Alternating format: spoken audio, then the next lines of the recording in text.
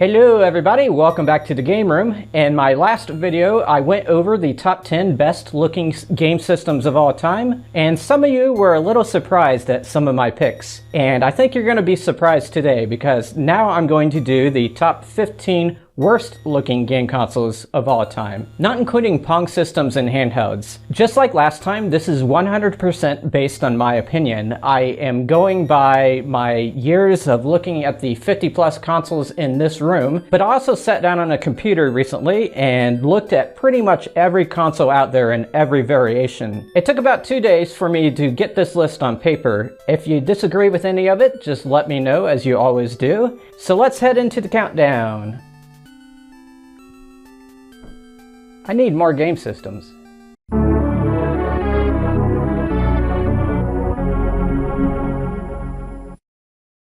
Number 15 is the Nintendo Famicom. There's no doubt that this system is iconic and helped to expand the video game market tremendously. But that's not what I'm talking about today. To my American eye, all these decades later, this thing doesn't look too good. The original red and white color scheme is okay, but judging from the eBay pictures, the large majority of units have yellowed over time. And yellow and red do not go good together. It's nice that you can store the controllers on the sides, but while they're in that position, they don't really have anywhere for the cords to go, so they kind of just hang off to the side. That concept was done a lot better on the Intellivision and the Colecovision. The Famicom is still a nice system though, and I hope to get one day.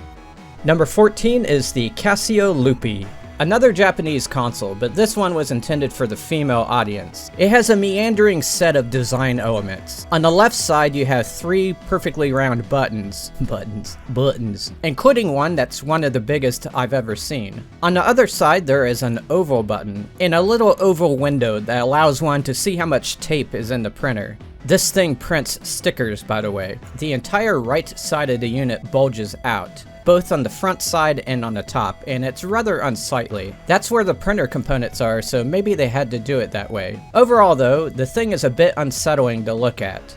Number 13 is the Fairchild Channel F. Now we're going all the way back to 1976. Given that this is one of the first cartridge-based systems ever, I could go easy on it. But that would make the video boring, wouldn't it? It looks like an 8-track player instead of a gaming device. For those who don't know, 8 tracks were an early audio format. That was even before my time, and I'm ancient. I'm not a big fan of the wood grain on this one. I like the wood grain on the 2600, but that's because it's only a small percentage of the overall look, and it had the Atari logo on it. On this one, it's more plain looking, and it's on all sides. The plastic hood is cool, but it's a scratch magnet. Just don't look down at the system while you play it, and you should be okay. Number 12 is the PS3 Super Slim. We are now suddenly descending quite a bit. Those grooves on top of the PS3 Super Slim are unsettling. My brain is treating it like an optical illusion, if that makes sense. It kind of looks like it's moving. Perhaps it's different if you have it in the room with you, which I don't, but I tried looking at it in a lot of different photos with a lot of different angles, and yeah, those grooves aren't doing it for me. Not to bring up the 2600 again, but those grooves looked a lot better. They were bigger and not as many of them. Other than those grooves, the Super Slim has really nothing going on. The other parts are about as bland as you can get. Super Slim, more like super grim. Okay, I'm just being stupid, but the Super Slim is just something I can't stand to look at. Number 11 is the RCA Studio 2.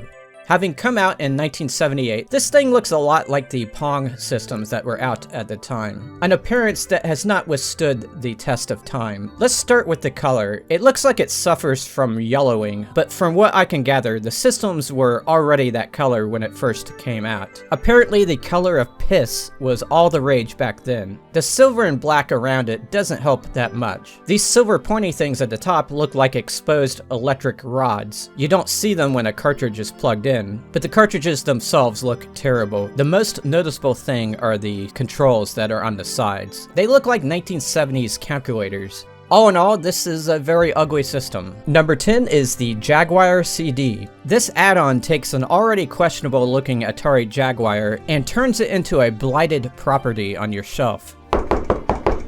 What the heck? 1 second here. Hi, can I help you? Hello, sir. I'm Todd with the Pronunciation Police. Do you know why I'm here? No. We've been hearing complaints that you've been saying Jaguar wrong. You're calling it Jaguar. That's incorrect. Actually, sir, there's 3 different ways to say the word, and Jaguar is one of them. Isn't language always evolving anyways? The way we say things today is not going to be the way that we say things in the future. That's a very good point, sir. I'll leave you as you were. Bon voyage. Anyway, something that protrudes out of a game system is never going to look good, even if it's covered in 24-karat gold. That being said, some of the detailing on top keeps it from being higher on the list. It matches the look of the Jaguar system underneath it. Overall though, this thing is hard to look at. Number 9 is the Master System 2. Going from the original Master System to this makes me lose faith in humanity. It looks like something that would spit out your receipt at the grocery checkout line. At least it says Sega twice, so you know it's a game system. No attempt has been made to make it look exciting. There's a little door, and when a cartridge is inserted into it, the door moves aside. It improves the look a little bit. But in the end, this thing is a showcase in bad design. Number 8 is the Buzztime Home Trivia System. By including this, it may be stretching the definition of what a game system is. But this thing does have interchangeable games and is played on a TV, so I feel I have to count it. That being said, no effort appears to have been made to make this unit look like a gaming device. Instead, it looks like a cable top box, a bootleg one. It also has the loneliest power button in the world. It's stuck in a barren, gray wasteland for eternity. For a better looking trivia system, seek out the Game Wave. Number 7 is the Sega 32X. This add-on is odd looking by itself, but when you add it to anything, the combined look is a disaster.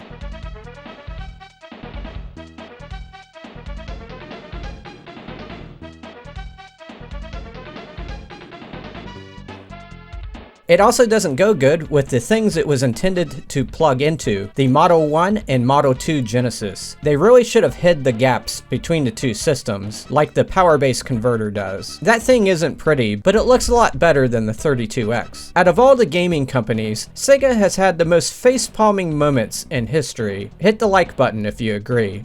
Number 6 is the GoGo TV VideoVision. This is an actual game system with interchangeable cartridges. Imagine if your friends come over and you bust this thing out and ask them to play. They would think you stole it from a preschool. It looks like SpongeBob's alarm clock. That green thing on top is a real camera, which is creepy when you consider this is a toy. It puts the player's image into the game, like the iToy does for the PS2. This unit came out around the same time as the Wii, and I imagine any kid who got this for Christmas instead of a Wii, it's probably scarred for life. Number 5 is the NES Toploader. This seems like it was procedurally generated. The front part is cut in two, with one side slumping down and the other one staying level. The slumped part has a bullet-shaped area with 2 buttons. Up at the top is a curved area that gives the appearance it's going to print something. I don't know what they were going for here, but I cannot find anything appealing about it. Note that the Japanese version looked a little bit better.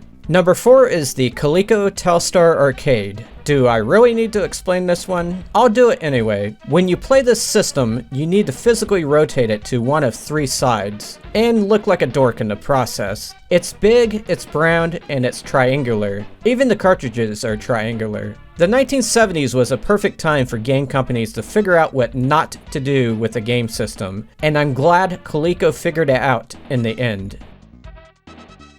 Number 3 is the ViewMaster Interactive Vision. This is a VCR-based system, and it looks like the result of an accident at the factory that made it. Maybe they were going for an abstract look, but it doesn't do it for me. There are 2 ledges with seemingly random things on them. One has cylinders and rivets. The second ledge has a bunch of squares. The 2 ledges come together in a disorderly way. Let's not even talk about the controller. Maybe that'll be on a different list.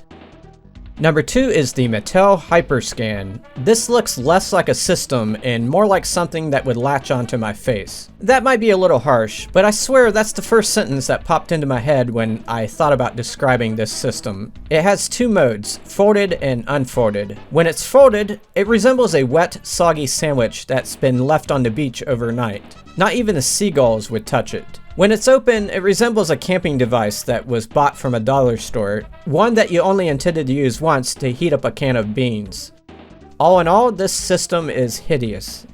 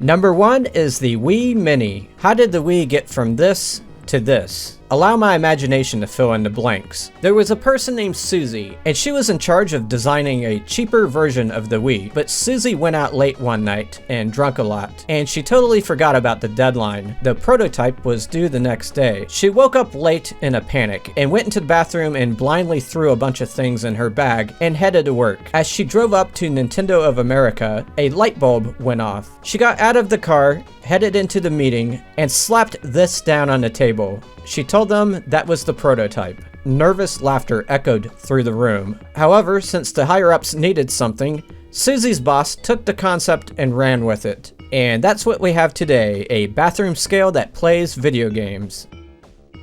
Of course, it does not weigh you. I made that part up. You know what's not made up though? My video where I rank 84 game systems from best to worst. To see it, just click the link on the screen. Que tus juegos te hagan feliz y inteligente, y que la gente te respete por jugarlos.